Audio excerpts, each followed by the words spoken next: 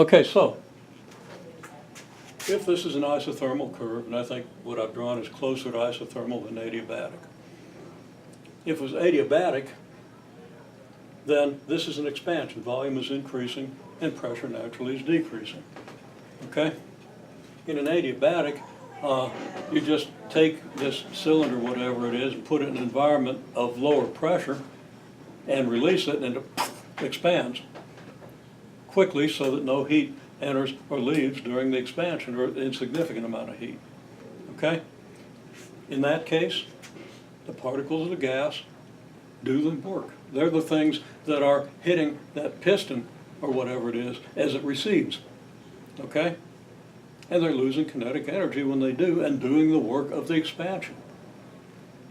So you end up with less energy, kinetic energy, in the particles, so you end up with colder gas. Okay?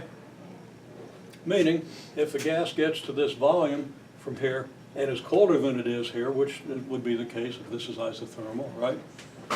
Then it's going to be lower here, right? So adiabatic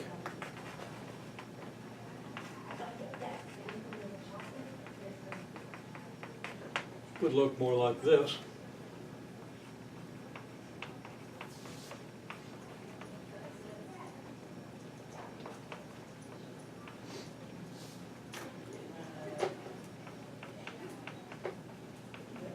Gas is colder than it originally was because of the work done against expansion, and here gas is at the same temperature.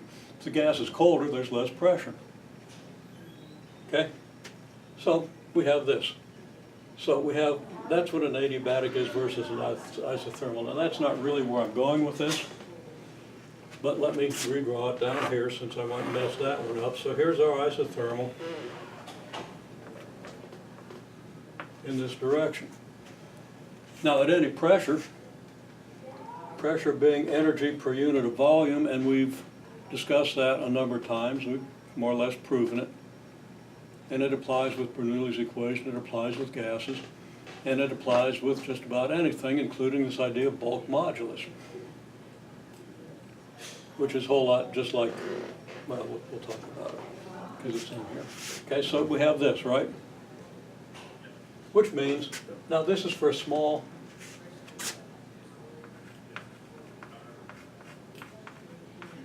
delta V. Well, delta V is very small, your pressure doesn't change much, right? So we can say that the work is, in any case, approximately equal to pressure times change in volume. This is a work done by the gas, okay? So if the volume increases, the gas does positive work, as we just discussed, so that its internal energy will tend to go down unless you happen to be pumping energy in the form of heat, keeping it isothermal, okay? And if you're trying to compress a gas, it's going to tend to increase its temperature, okay? So you got to take heat out, which means practically you got to do it slowly because it takes a while for heat to migrate in or out. Okay, well, in any case, we have this. Well, what's that? That means for any volume here and V plus delta V here, you have an approximately, take an average pressure, right? And you see that the area of this rectangle, the average pressure in this width, is just your pressure times delta V, right? And that no matter where you calculate your pressure in here, if you got a small interval, what you get is very close. No matter what you use for a sample point in a given interval, when you partition this thing, you're going to get something very close. And if your delta V's are all small, and you take the limit as that goes to 0, you get an exact result. And without going into detail on that, that means that the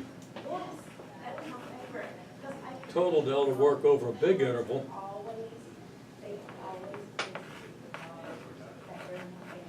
is the integral of P dV from V1 to V2. And that's identified with the area under the curve. And of course, that applies for an adiabatic or an isothermal. Now, in an isothermal,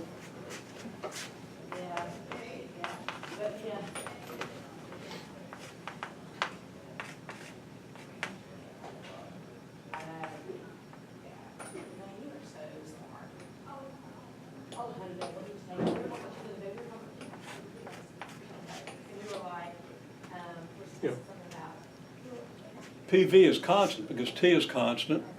We're implicitly assuming we're not pumping gas in or out, so the N stays constant. PV equals nRT. T is constant, so nRT is constant, so PV is constant, right? So if PV is constant, then PV equals P naught V naught, where P naught and V naught are any pressure and volume on this curve, anywhere on the curve, okay?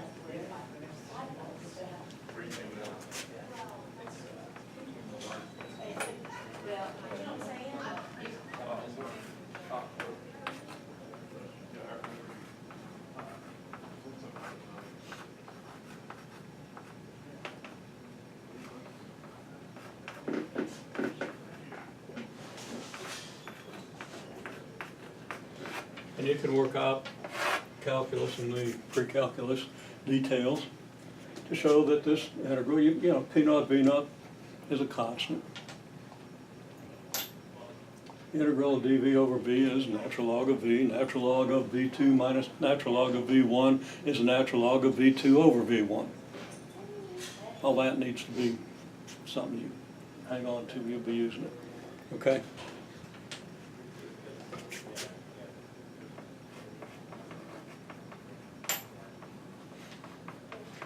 Now, since we've done that, we might as well do the adiabatic, okay? If the gas is diatomic, then you've got to take less of the kinetic energy out of the gas in order to do work. Because when you take kinetic energy out of the gas, you're also taking rotational.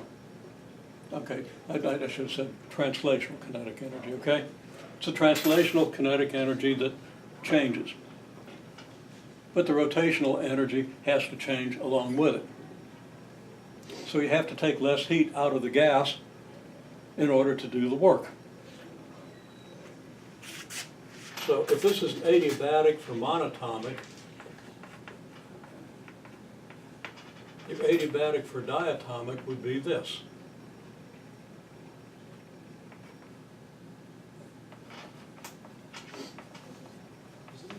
Since you're taking out less of the translational kinetic energy because the rotational energy is also being taken out, okay?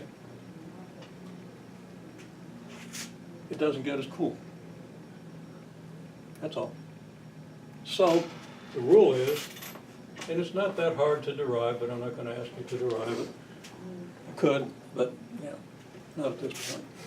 Last day of the class. Okay? PV to the gamma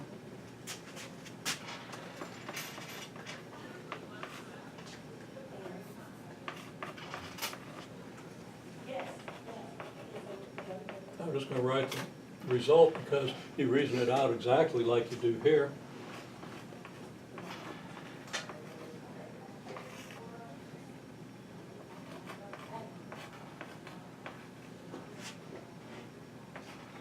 Okay? Now that's like V to the negative gamma, right? What do you get? You get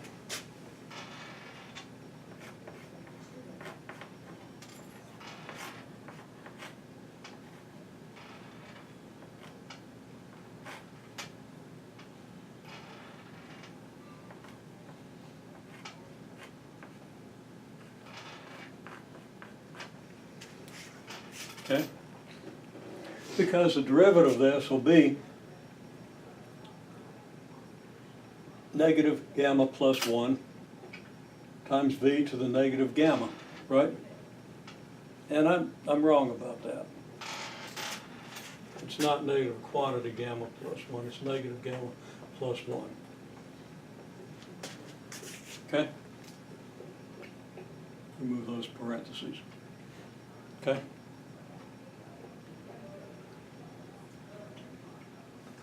And it's also going to be negative. This will be evaluated between V1 and V2. And you see the negative out here, okay? And actually, it isn't. Okay, the negative's taken care of here. But the quantity that you get for V1 is going to be greater than the quantity you get for V2 because it's a reciprocal. This is still a reciprocal. Gamma is bigger than 1. And we've said that gamma equals 3/2 monatomic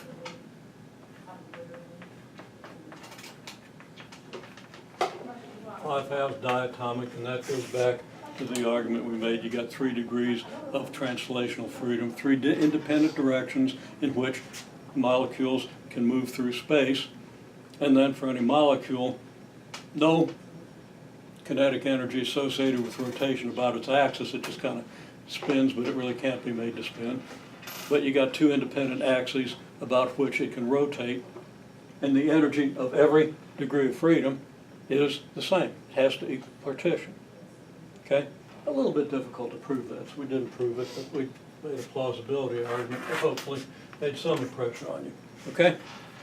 Make sense? Okay, there's thermodynamics. That's all I got to know.